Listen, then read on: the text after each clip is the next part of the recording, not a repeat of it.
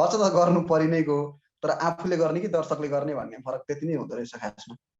अनि नहाँस्ने नरोने भने जस्तो। यो बेलामा जिग्री दाईको डायलग याद आएको थियो मलाई, यस्तो बेलामा हाँस्ने कि रोने यस्तै भएको थियो खासमा। त्यो त कसरी भन्नु, मैले भन्नै मिल्दैन नि अब त होइन। यस्तो कुरा यो गर्नु भने त तपाईँलाई गाह्रो हुन्छ भने जस्तो। ममा कन्फिडेन्स नआउनुको रिजन भनेकै फेरि पनि भोट पाउँदिन कि भन्ने डर हो। एउटा मलाई डर भनेको त्यति नै हो। यसो उसो गरेर भेट्ने सुरसार कसियो, छुनु भएन, डिस्टेन्स मेन्टेन गरी बसियो, उनले उडाइन् चुम्बन, मैले पोको पारे, स्यानिटाइज लगाएर हात उतैतिर सारे। मैले भन्थे साथी चरेस खा तर हरेस नखा। फोन काट्यो, 2 महिनापछि फेरि फोन गरे, चरेस खाने पैसा नि सकियो यार साथी। आज पनि जुमबाट म चिप्लिँदैछु, अन्तिमसम्म हेर्नु होला है त। ठुलो पर्दा टिभी डिजिटल दुनिया। ठुलो पर्दा टिभीमा तपाईँलाई स्वागत छ। जीवन पराजुली उपस्थित भएको छु आज पनि अर्को एउटा अनलाइन कुराकानी लिएर। तपाईँलाई थाहै छ, मैले भन्दै पनि आइरहेको छु, अहिले देशमा घरबाट बाहिर निस्कन सक्ने अवस्था छैन। हाम्रो देशमा मात्र होइन, संसारभर कोरोना महामारीले गर्दा हामी लकडाउनमा बस्न बाध्य भएका छौँ। यस बिचमा पनि हामीले तपाईँ सामु सूचना र मनोरञ्जन दिनु हाम्रो कर्तव्य हुन जान्छ। यस कारणले हामी छुट्टा छुट्टै ठाउँबाट अलग अलग बसेर अलग अलग तरिकाबाट कुराकानी गरिरहेछौँ, अनलाइनमा कुराकानी गर्दै आइरहेछौँ। आज पनि त्यस्तै एकजना व्यक्तित्वलाई लिएर म आएको छु। आज हामीसँग हुनुहुन्छ कमेडियन, प्रख्यात कमेडियन भनौँ, युवा कमेडियन। तपाईँले कमेडी च्याम्पियनमा अत्यन्तै रुचाउनु भएका तर बाध्यतावश भोटिङको कारणले बाहिर रहनुभएका सुन्दर खनाल आज हामीसँग हुनुहुन्छ। सुन्दरजी, ठुलो पर्दामा स्वागत छ। हजुर नमस्ते दाई। अनि ठुलो पर्दा टिभी हेरेर बस्नु सबैजनालाई नमस्ते र आशा गर्छु सबैजना सुरक्षित नै हुनुहुन्छ होला। यस्तो समय आयो है, कोठा कोठामा यो त अनेकै आयो। घरबाट चाहिँ बाहिर ननिस्की भन्दियो, च्याम्पियनबाट चाहिँ बाहिर निस्की भनेर पठाइदियो खास। अलिकति च्याम्पियनको यात्रामै जाउँ सुरुमै। अरू कुरा छँदैछन्, गर्दै गरौँला, दुःख सुखका कुरा छँदैछन्। तपाईँ टप 10बाट बाहिर निस्कनु पर्ने बाध्यता रह्यो, भोटिङकै मात्रै कारणले हो है? मलाई रिजल्ट आउँदा चाहिँ त्यही भोटिङकै कुरा आयो होइन। भोट कम भएकै कारणले सुन्दरको चाहिँ रिजल्ट अनएक्सपेक्टेड आएको छ भनिसके पछाडि अब भोटभन्दा अरू छ होला भन्ने चाहिँ देखियो। किनभने जजको पनि पोजिटिभ कमेन्ट थियो, इन्द्रको बाउ चन्द्रले नै रोक्न सक्दैन भन्दै नै आउट भयो होइन। भने पछाडि भोट नै होला, अरू त अब त्यस्तो नहोला। के रहेछ के यो, अचम्म रहेछ है, क्षमता भएर पनि नहुने रहेछ होइन? होइन यस्तो हुन्छ, अब यो रियालिटी सो हो एउटा, यसमा ठुलो लागत पनि लागेको हुन्छ। अनि यसलाई चलाउनको लागि विभिन्न स्पोन्सरदेखि लिएर हरेक कुरा अन्तर्गत यो भोटिङ सिस्टम पनि एउटा परेको हुन्छ होला। अनि प्रड्युसरलाई पनि गाह्रो हुन्छ नि त। अनि त्यो भइसकेपछि एउटा भोटिङ सिस्टम थियो, अनि त्यो भोटमा जरुर आवश्यक थियो। किनभने यदि फेरि ट्यालेन्टलाई मात्रै हेर्थ्यो भने भोटिङ सिस्टम राख्नुको जरुरी नै हुन्थेन नि त। भोट आउँदा आउँदै पनि अरू आउट हुन्थ्यो, उनीहरूको लागि अन्याय हुन्थ्यो।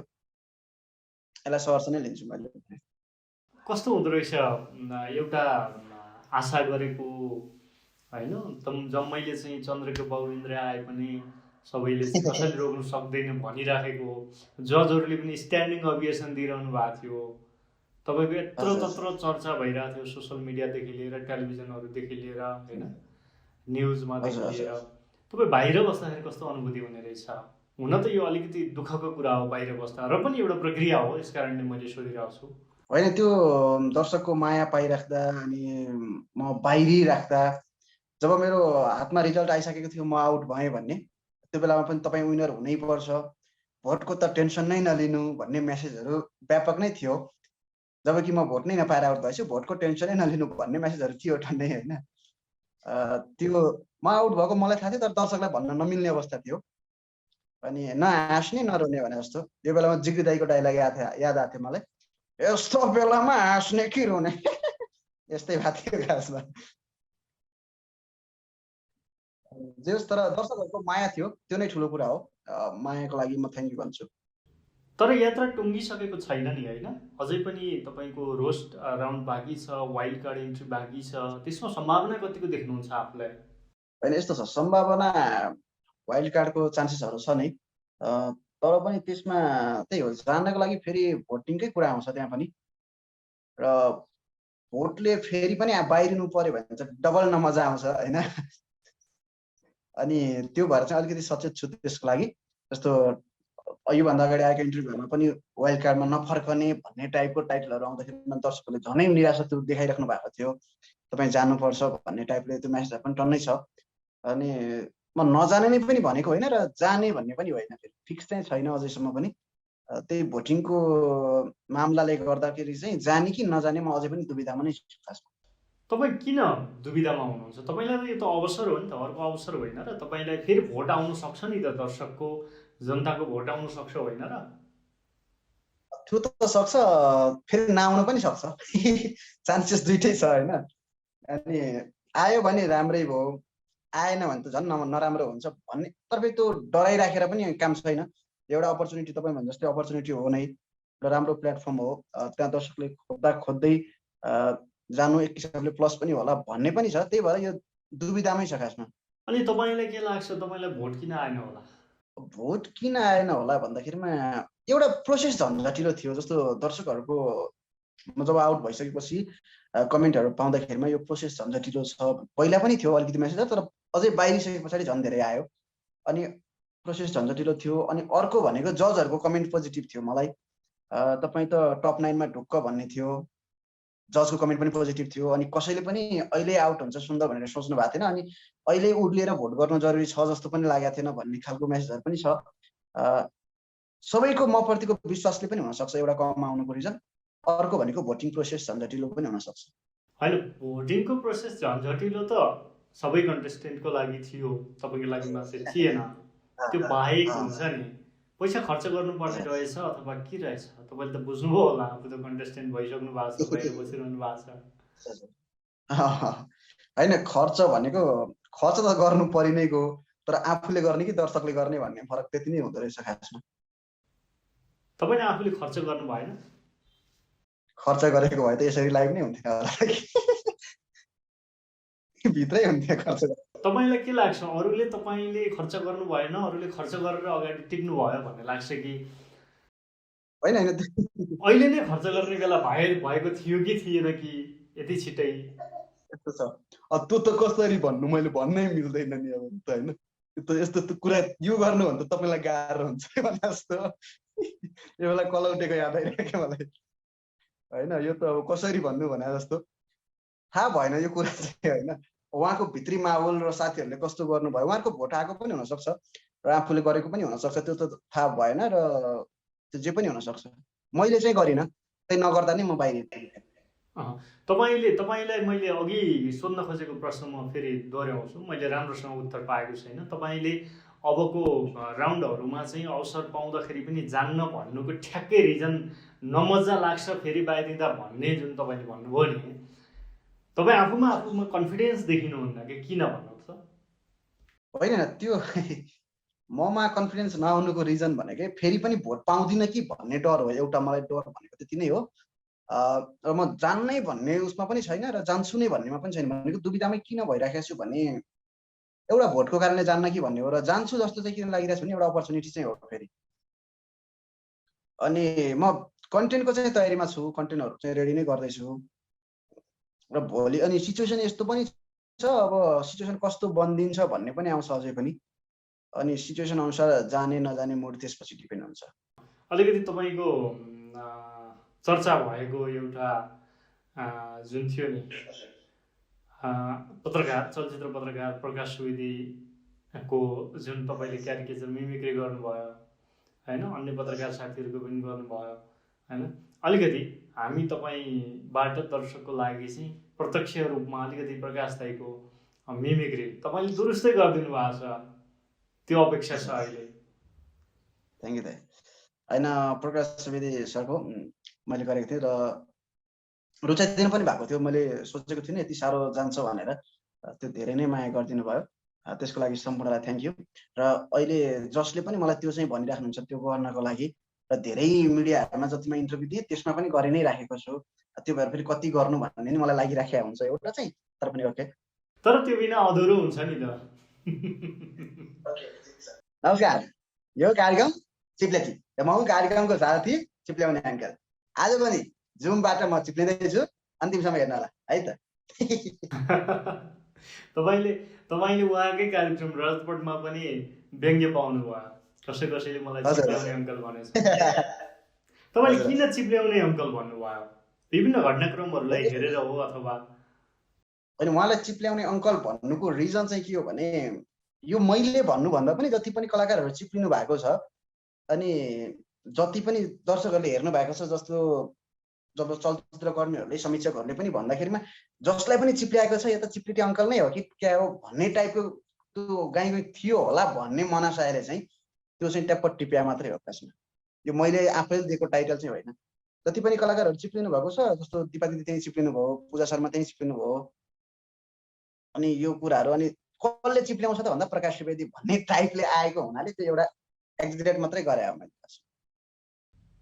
तपाईँको नजरमा चाहिँ कमेडी भनेको मिमिक्री मात्रै हो अथवा अन्य कन्टेन्ट र आफ्नोपन पनि हुनुपर्छ? ठ्याक्कै कमेडी भनेको यो हो भन्ने लेभलमा त म पुगिसकेको छैन दाइ होइन। म पनि एउटा कमेडी बुझ्ने प्रयासमै छु र कमेडी बुझ्नलाई लागि परि नै राखेको छु र मेरो बुझाइमा कमेडी भनेको मिमिक्री मात्रै चाहिँ हुँदै होइन। कमेडी गर्न मिमिक्री गर्नै पर्छ भन्ने लाइनमा म छैन। कमेडी भनेको मेन भनेको कन्टेन्ट नै हो। अनि जब र म हाँस्नको लागि के चाहिन्छ र तपाईँ हाँस्नको लागि के चाहिन्छ भनेर मैले पनि भन्न सक्दिनँ कि मलाई हाँसो लागेको कुराले तपाईँलाई हाँसो नलाग्न सक्छ र तपाईँलाई हाँसो लागेको कुरा मलाई हाँसो नलाग्न सक्छ। अनि त्यसैले कमेडी भनेको यही हो भन्न सकिँदैन। तर क्यारिकेचर चाहिँ कमेडीमा एउटा अचारको रूपमा चाहिँ आइदिन्छ जस्तो लाग्छ मलाई। भनेको टक्क मिठो चाहिँ लाग्दिन्छ होला। तपाईँले मिमिक्रीबाट चर्चा त पाउनुभयो, सँगसँगै अन्य कन्टेन्ट पनि तपाईँले दिनुभएको थियो, नदिनुभएको होइन। यद्यपि तपाईँ मिमिक्रीबाट चाहिँ बढी चर्चामा आउनुभयो। तपाईँले अन्य कस्तो प्रकारका चाहिँ कमेडी पन्चहरू दिन तयारी गर्नुभएको थियो बाँकी एपिसोडहरूमा होइन, अथवा चाहिँ अन्य स्टेज प्रोग्रामहरूमा अन्य ठाउँमा जाँदा चाहिँ कस्ता खालका कमेडीहरू तपाईँ रुचाउनुहुन्छ? मेरो जस्तो कमेडीमा मैले जस्ट लाफ्टरको लागि मात्रै चाहिँ कमेडी गर्दिनँ। भनेको मुखको हाँसोलाई मात्रै चाहिँ म कमेडी गर्न त्यति चाहन्न। अझ मैले च्याम्पियनको स्टेजमा चाहिँ म बढी लाफ्टर भन्दा पनि एउटा स्टोरीमा कमेडी गरिरहेको थिएँ। भनेको त्यसमा कथा नै आउनुपर्छ भन्ने म ठान्छु।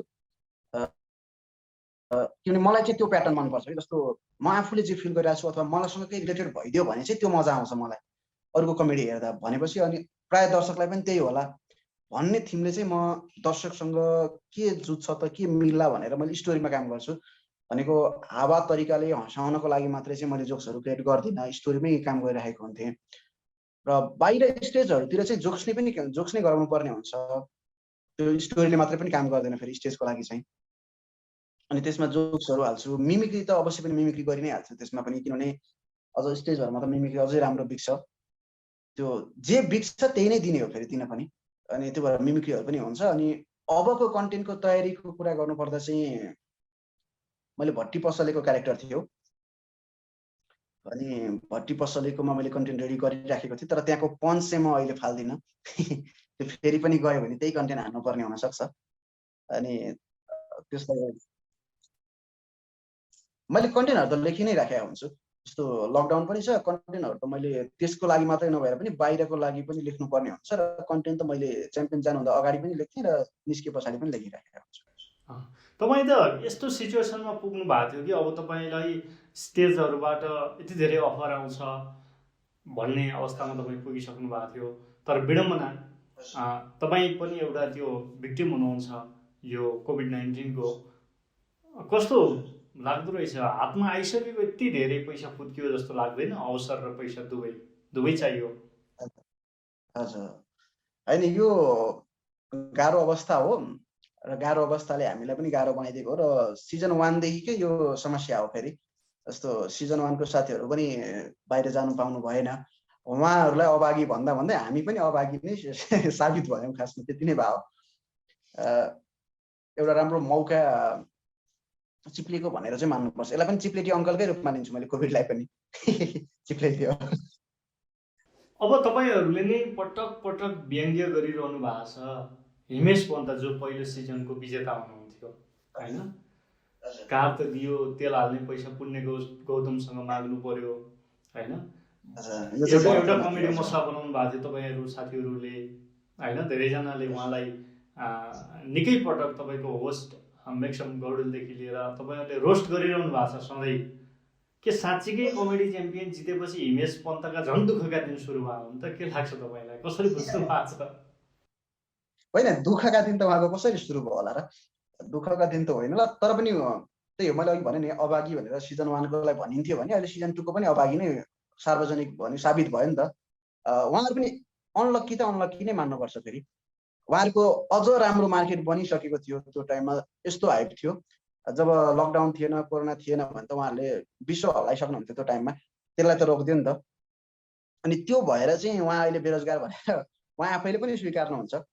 अनि त्यो बेरोजगार भन्ने मजाक बनाएको, बेरोजगार जस्तै नै बनाइदियो पनि नि त एकलटले। अब जस्तो काम चाहिँ के गर्ने त भन्ने अप्सन हुँदो रहेछ क्या खासमा। अब अहिले अहिले मलाई पनि त्यही सिचुएसन आइरहेको हुन्छ। अब च्याम्पियनबाट बाहिरियो, अब चाहिँ के त, कस्तो खालको फेरि युट्युबमै आउने कि टिकटकमै आएर उस गर्ने कि के गर्ने त भन्ने स्थिति चाहिँ हुँदो रहेछ। कहाँ गएर देखाउने त? अब ट्रेन्ड म गर्नुको यो लागि विषयमा त्यस्तो छैन। म यो विषयमा आउँदै थिएँ, तपाईँले प्रसङ्ग ल्याइहाल्नु भयो होइन। के साँच्चीकै कमेडियनहरूलाई अथवा कमेडी च्याम्पियनबाट बाहिर बसेकाहरूलाई टिक्नै गाह्रो हुने अवस्था आएको हो? टिक्नै गाह्रो भन्दा पनि यो गाह्रो त सबैलाई नै छ अहिले। अझ कमेडीहरूलाई चाहिँ गाह्रो कस्तो हुन्छ, जस्तो गायक गायिकाहरूलाई एउटा गीत रेकर्ड गर्ने स्टुडियो सुट्ट जान मिल्यो, गीत रेकर्ड गर्यो, सानो तरिकाले भिडियो गराएर फाल्न पनि मिल्यो। तर कमेडीलाई चाहिँ अहिले कमेडी हेर्ने जस्तो कस्तो दर्शकको बानी पनि के भइदियो भने, जब त्यहाँ लाइभ दर्शक छ र त्यो हाँसेको छ भने बल्ल हेर्न मजा आउँछ। जस्तो तपाईँ पनि यता कमेडी भिडियो हेर्नुहुन्छ भने इफेक्ट हालेको लाफ्टर भन्दा त्यही लाइभ हाँसेको दर्शक हेर्दा मजा आउँछ। भनेको यो सबै दर्शकलाई त्यही नै बानी भइसक्यो। अनि यो सिचुएसन यस्तो छ, दर्शक राख्न मिल्दैन। अनि त्यो गर्दाखेरिमा सामान्य तरिकाले खुम्चिएर गर्नुपर्ने हुन्छ। कस्तो कन्टेन्ट फाल्ने र कहाँ फाल्ने, कुन प्लेटफर्ममा फाल्ने भन्ने चाहिँ अप्सन खोज्न चाहिँ गाह्रो भइराखेको। जस्तो बजारमा एउटा कुरा छ कि अहिलेको सिचुएसनले, पहिलाको कमेडी च्याम्पियन नेपालकै पहिलो कमेडी रियालिटी सो भनिन्छ र यो रियालिटी सोबाट बाहिर निस्केका कलाकारहरूले केही पनि गर्न सकेनन् होइन। गाडी छ तेल हाल्नलाई चाहिँ काम गर्न सकेनन्, अन्य काम गर्ने कुरा पनि भएन। कमेडी च्याम्पियनको विजेताले अथवा त्यसमा चर्चित भएकाहरूले अरू पेसा व्यवसाय नेपालको सन्दर्भमा आए, बाहिरतिर अरू काम गर्छन् अन्य देशहरूमा अलग कुरा छ। नेपालको सन्दर्भमा चाहिँ एउटा पेसा अँगालिसकेर एउटा सेलिब्रिटी भइसकेपछि, चर्चामा आइसकेपछि अन्य काम गर्न अप्ठ्यारो हुने, समाजमा गाह्रो हुने अवस्थाले गर्दाखेरि चाहिँ गाडी छ तर तेल हाल्ने बेलामा बेरोजगार भयो भन्ने रोस्ट बनाएको जस्तै बजारमा के कुरा हुन्छ भने चाहिँ कमेडी च्याम्पियनबाट बाहिर बसेकाहरूको त बिजोगै हुने भयो त। न त कार्यक्रम छ न त अरू काम गर्न कसरी चलिरहेका होलान् भन्छन् क्या। होइन, कमेडी च्याम्पियन सिजन 1 कोहरूले राम्रो पनि गरिराख्नु भएको छ, नगर्नेहरू पनि हुनुहुन्न, गरिराख्नु पनि भएको छ। अब सिजन 2बाट बाहिरिनेहरूले पनि गर्नु होला। तर यो सिचुएसन यस्तो छ कि सबैलाई नै गाह्रो छ, च्याम्पियनकोलाई मात्रै पनि होइन, अरूलाई पनि गाह्रो छ। जस्तो फिल्म मेकरहरूलाई फिल्म बनाउन पाइएको छैन, उहाँहरूलाई पनि गाह्रो छ। हलवालाहरूको हल चलेको छैन, उहाँहरूलाई गाह्रो छ। व्यापारीलाई गाह्रो छ, सबैलाई नै गाह्रो छ। त्यो अन्तर्गत अनि कमेडी च्याम्पियनको चाहिँ भर्खर सुरु भएको थियो, त्यो सुरु हुँदाहुँदै कन्टिन्यू दिन नपाएर रोकिएको हुँदा चाहिँ यिनीहरू चाहिँ बिजोगै भयो है भन्ने देखिएको होला सायद। तपाईँलाई चाहिँ अलिकति अप्ठ्यारो परेको जस्तो लाग्छ कि मलाई। धेरै चर्चित हुनुभयो तर जित्न सक्नु भएन, बाहिर रहनु भयो होइन। चर्चित पनि हुनुभयो तर विजेता पनि बन्नु भएन क्या। अवसर आए जस्तो पनि भयो, अवसर गयो पनि। अहिले कारमा तेल हाल्न पुण्य गौतमसँग माग्नु परेन क्या, कार नै नभएपछि होइन।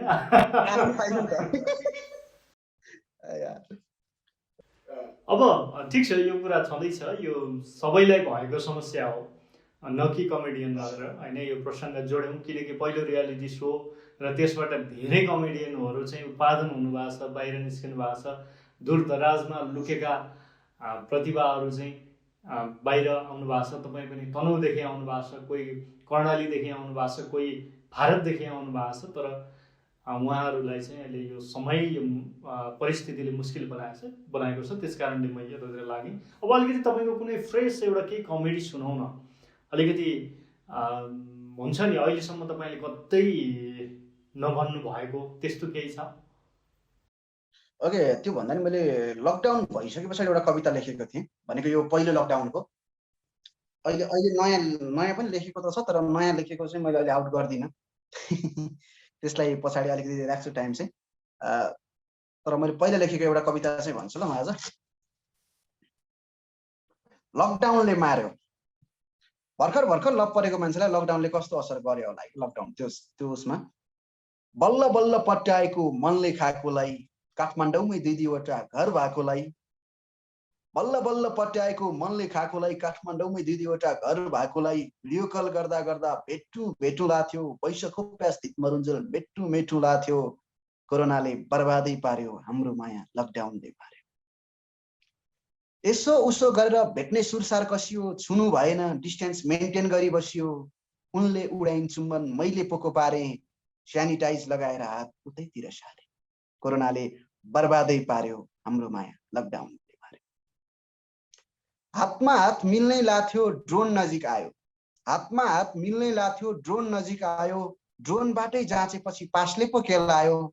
2 नम्बर बसे झैँ उनी बसिन् टक्क, म पो के गरौँ अक्क न बक्क। कोरोनाले बर्बादै पार्यो हाम्रो माया, लकडाउनले पार्यो। यस्तो टाइपको चाहिँ मैले लेखेको थिएँ। यो पक्कै पनि यो धेरैको यथार्थ हो। यो मलाई लाग्छ तपाईँको पनि यथार्थ हुनुपर्छ। तपाईँको पनि यथार्थ होइन दाइ, एउटा काल्पनिक हो। र अर्को भनेको मैले पहिला पनि भनेको थिएँ कमेडी शोमा होइन। मेरो एउटा साथी थियो क्या, लकडाउन बढ्दै गएपछि टेन्सन भएर मलाई फोन गर्यो। मैले भन्दै साथी चरेस खा तर हरेस नखा। फोन काट्यो, 2 महिनापछि फेरि फोन गर्यो, चरेस खाने पैसा नि सक्यो यार साथी।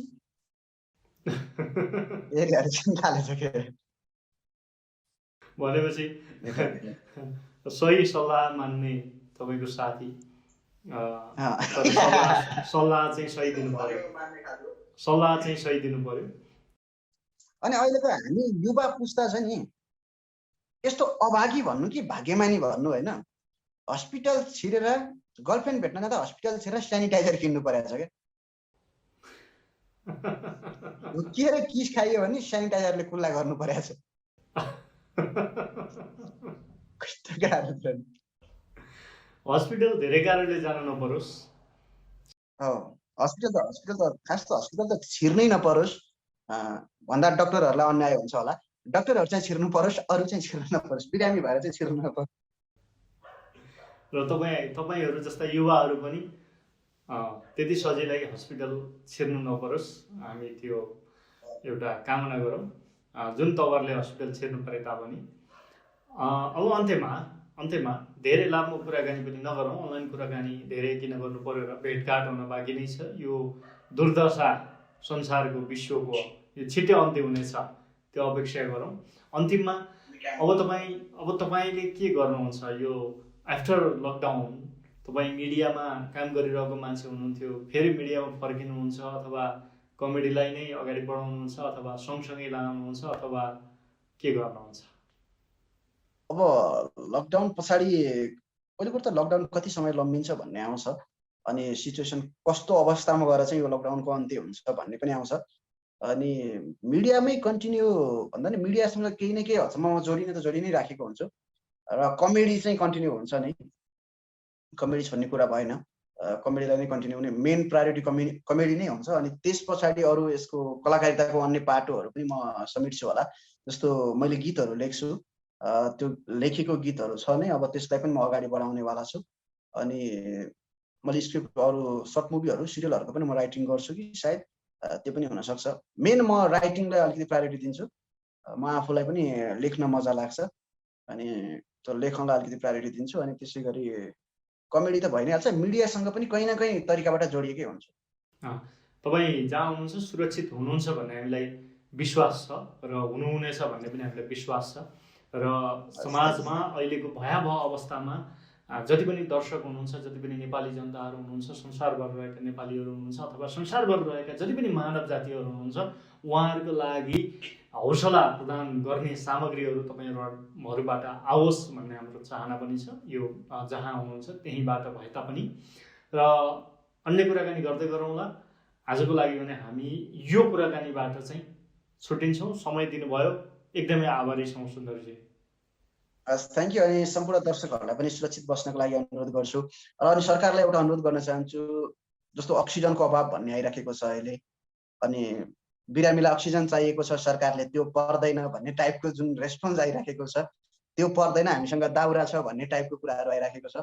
पहिला चाहिँ जनताको स्वास्थ्यलाई ख्याल गरिदिनु होला, त्यस पछाडि सकेसम्म लास्ट व्यवस्थापनतिर ध्यान दिन नपर्ने वातावरण बनाउनु होला।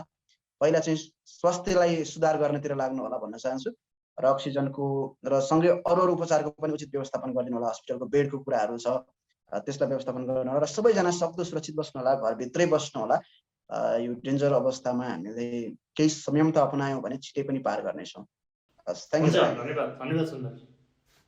हस्, थ्याङ्क यू, नमस्ते।